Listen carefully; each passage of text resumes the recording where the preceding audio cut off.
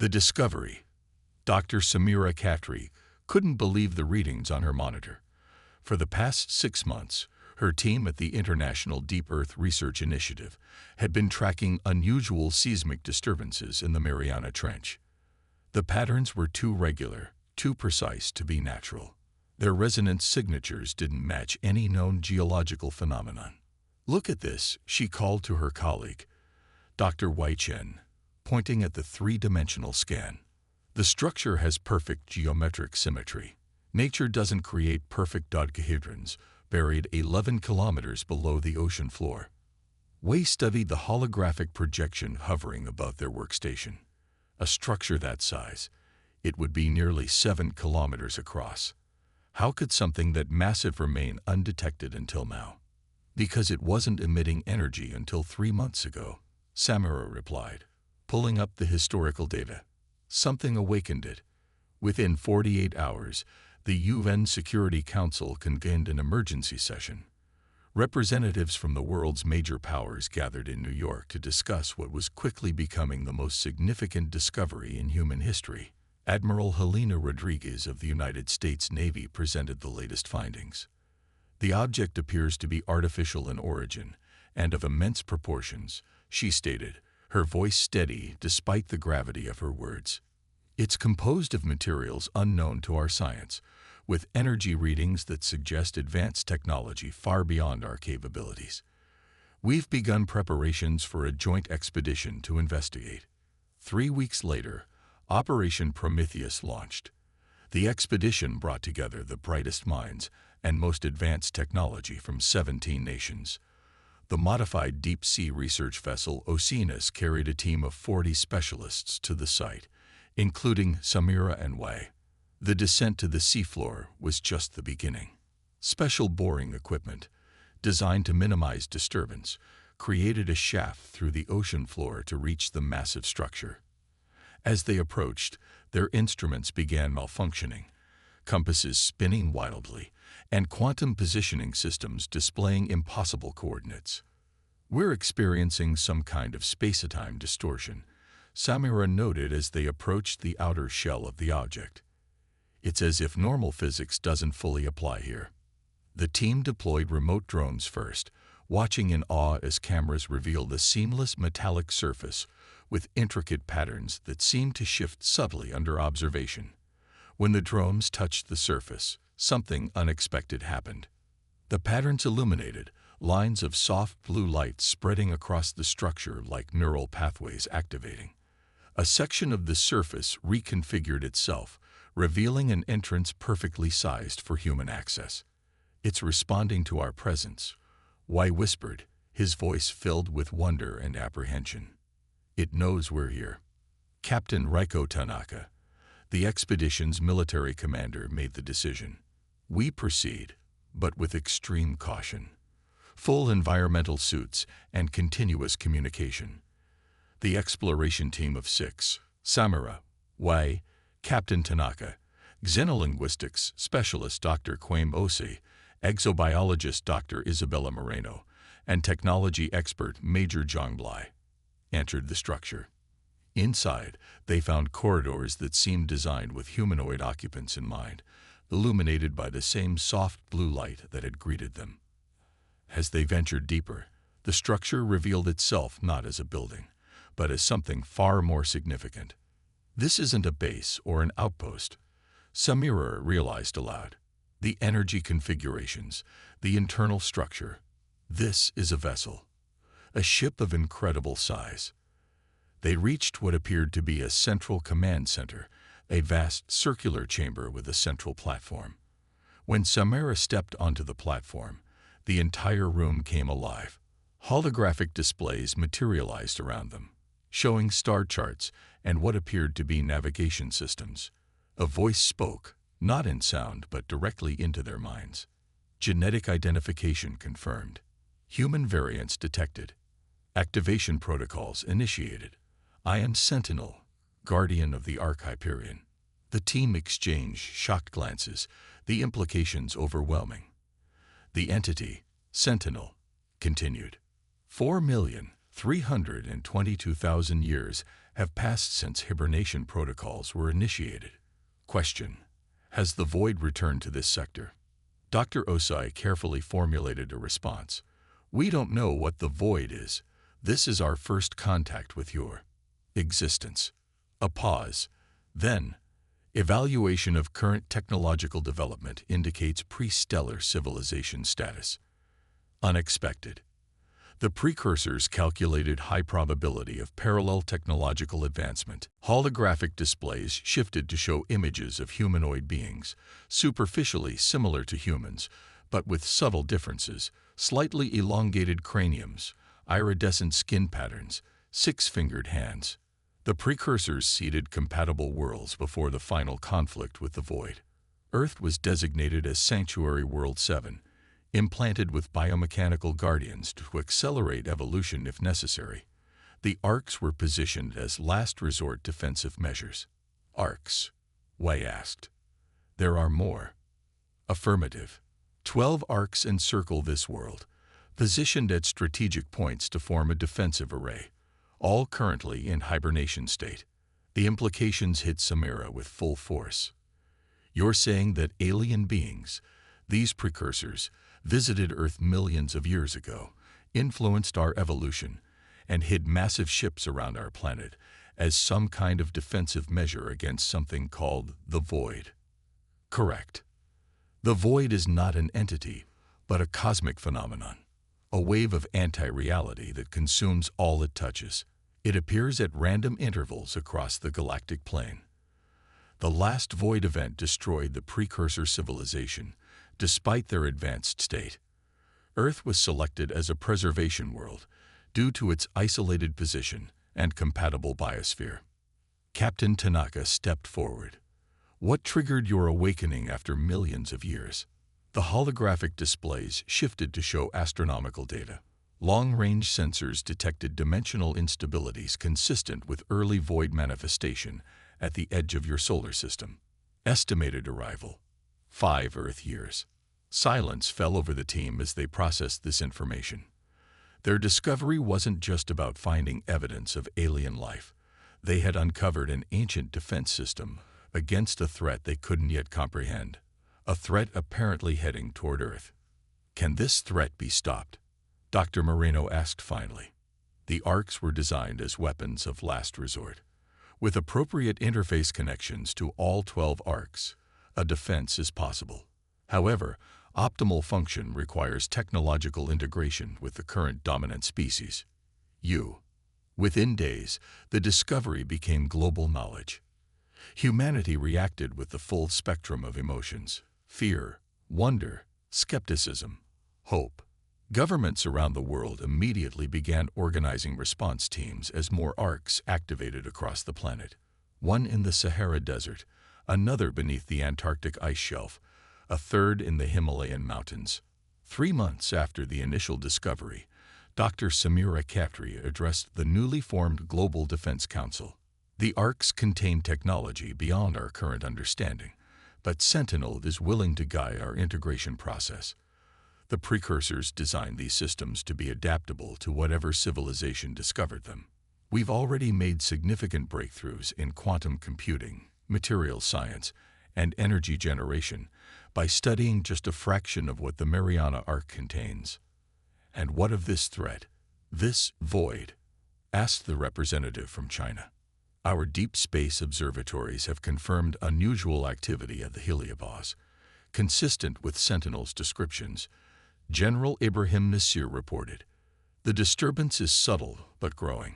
Traditional instruments can barely detect it, but using the Arc's sensor technology, we can clearly see something approaching, like a wave of distorted spacetime. Then we have no choice, the UN Secretary-General concluded. We must prepare for what may be the greatest threat humanity has ever faced, but we do not face it alone. Operation Aegis will commence immediately, the integration of human and precursor technology to create a planetary defense system. Across the world, research teams worked tirelessly with the awakened arcs. New materials with impossible properties were synthesized. Energy systems that defied conventional physics were constructed. Weapons platforms designed to target something that existed partially outside normal spacetime took shape. As the first year of preparation ended, the 12 arcs began to move, rising from their ancient resting places to take positions in Earth orbit. Each was a massive, city-sized vessel with capabilities that awed even the scientists working with them. Together, they formed a network that could potentially shield the entire planet. But time was running short. The void was approaching faster than initially predicted, accelerating as it detected the energy signatures of the awakened arcs. Samira stood on the observation deck of the orbital command station, watching as the last arc moved into position. Earth gleamed blue and green below, seemingly peaceful despite the frantic preparations taking place on its surface and in orbit. "We're implementing technologies that should have taken centuries to develop," Wei said, joining her at the viewport. "Some people are calling it the greatest technological revolution in human history. If we survive, it will be," Samira replied. "Sentinel says the void has grown stronger since the precursors faced it. This won't be easy." A soft alert chimed, and both scientists turned to see Admiral Rodriguez approaching. "The void has breached the orbit of Neptune," she informed them grimly. "We're detecting massive gravitational distortions and quantum field disruptions. Sentinel says it's time to activate the primary defenses." Samira nodded, her expression resolute. "Then let's hope the precursors built these arcs as well as they thought they did. And let's hope we've learned enough to use them properly." Together, they headed to the command center to face humanity's greatest challenge, a battle for survival against a cosmic force that had already destroyed one advanced civilization. The final preparations were underway. Earth would either emerge from this crisis transformed, or it wouldn't emerge at all. The awakening. The void arrived with neither sound nor spectacle visible to the naked eye. To conventional instruments, it appeared as nothing more than an unusual gravitational lensing effect distorting the stars beyond.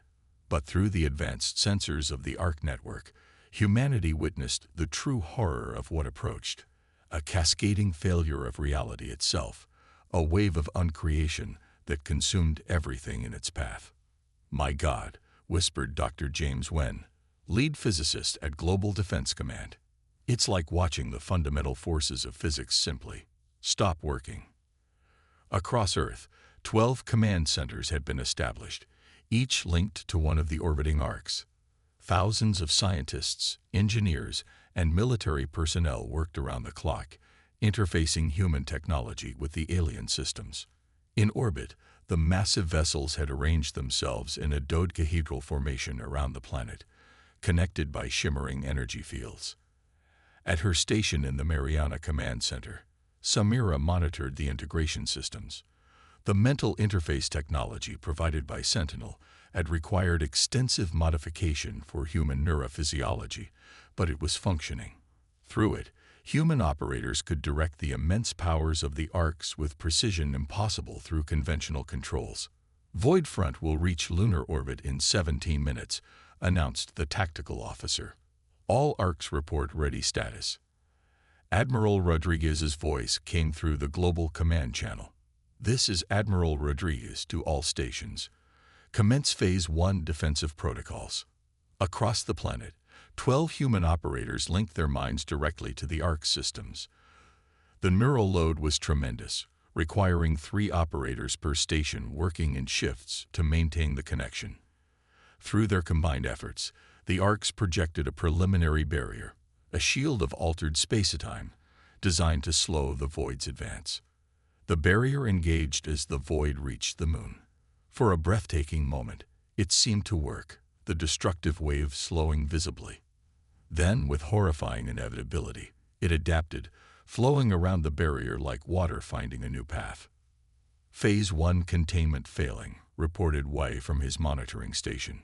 "The void is accelerating." Through their neural link with Sentinel, the operators received urgent updates. Void configuration differs from historical records. Adaptation rate exceeds predictions. Implementing countermeasures. The arcs shifted position, their energy outputs increasing dramatically.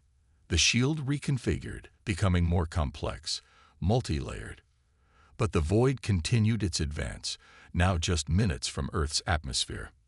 "We need something more," Samira said, her mind racing through the precursor knowledge Sentinel had shared. "Sentinel, the void adapts to consistent patterns. What if we create deliberate entropy in the shield configuration?" "Clarify proposal," came the response. "Human unpredictability," Samira explained quickly.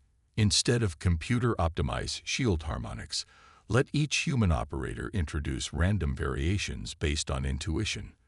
The void won't be able to predict the pattern because there won't be one." A brief pause. "Proposal viable. High risk. Implementing." The order went out to all command centers. The human operators took greater control, each introducing their own variations to the shield patterns. The result was chaos by design, a defensive system that changed constantly, unpredictably. The void's advance slowed dramatically as it encountered this new defense, but it was still coming. Major Zhang Lai, who had been part of the original exploration team and now commanded the Pacific Arc interface, made a startling observation. "The void isn't uniform," he reported. "It has concentrated points, nexus areas where the effect is strongest. If we target those specifically." The tactical approach shifted immediately. Instead of trying to block the entire front, the arcs fired concentrated energy beams at the identified nexus points. The effect was immediate and dramatic. Portions of the void wavefront collapsed, creating temporary gaps in its advance. "This is working," Wei exclaimed. "We're actually pushing it back." But the celebration was premature. The void adapted again, its nexus points shifting position, becoming harder to target.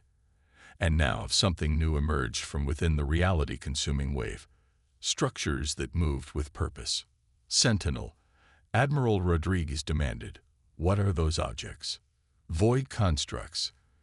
Manifestations created from consumed matter and energy. The void has evolved since the precursor conflict. It now creates defensive mechanisms. The constructs, shifting, geometrically impossible shapes that hurt the eye to look at, began targeting the arcs directly. Energy beams struck the massive vessels, temporarily disrupting their shields. "We need to adapt faster than it can," Samira realized. She opened a global channel. "All stations, we need to create a rotating defense system. Each arc should cycle through different attack and defense patterns every 90 seconds. Don't establish any recognizable sequence." The battle intensified as humanity fought for its survival. The void pressed closer, now just kilometers above Earth's atmosphere in some locations. In those places, the sky darkened unnaturally, and electronic systems on the ground failed as reality itself became unstable. In orbit, 3 of the arcs had sustained significant damage, their outputs faltering. The defensive network was developing gaps that the void quickly exploited. "We can't maintain this indefinitely," White reported grimly. "The neural interface operators are reaching exhaustion limits, and the arc's energy reserves are depleting." In this critical moment, Dr. Isabella Moreno made a crucial breakthrough. Working with the biological systems of the Himalayan arc, she discovered something unexpected. "The arcs aren't just weapons platforms," she reported excitedly. "They're terraforming engines too. They're designed to regenerate reality after a void event." This revelation sparked an idea in Samira's mind. If they can regenerate reality, Sentinel, can we use the terraforming systems offensively? Create a wave of heightened reality to counter the anti-reality effect. Theoretical possibility exists. Never attempted. Requires redirecting all power from defensive systems to terraforming arrays. Planet will be temporarily vulnerable. Admiral Rodriguez made the call. "We have no choice. All stations prepare for synchronized terraforming pulse on my mark. 3, 2, 1. Execute." The 12 arcs shifted configuration, their defensive shields collapsing as they redirected all energy to their terraforming systems. For one terrifying moment, Earth lay completely exposed to the void's advance.